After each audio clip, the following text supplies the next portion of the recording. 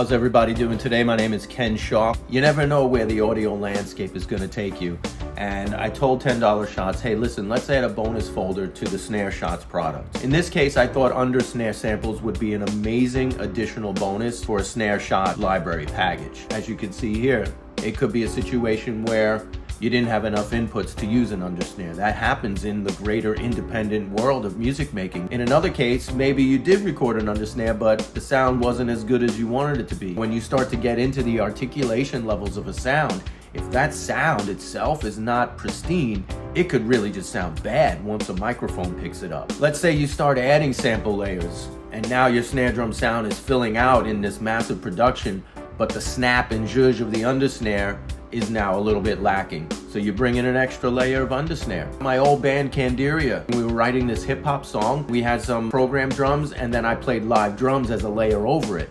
Turns out when we went to mix, the Under-SNARE mic wound up becoming the main snare and we layered it with the program snare. We ditched the top snare. So in the process of experimentation, you could always find that an Under-SNARE may be a cool sound. And right now, as you see here, I've got the Snare Shots folder open, and inside you see a bonus folder. Now in this folder is where you'll find the 20 additional Under-SNARE samples.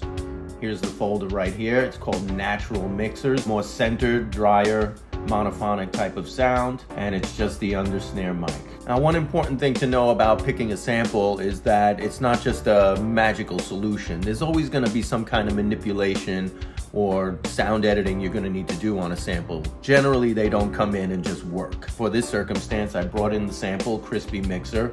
I've got the pitch down 11, and I've got the decay down 17. So I'm pulling decay and I'm pulling the pitch down to help it work even more sonically cohesive with the top snare mic. So I've prepared this loop where I played the live drums. I have a video to complement it, so you'll see me playing the beat with just the live top snare mic. Then we're gonna play a video version of the same beat with the one-shot sample added to it from $10 Shots.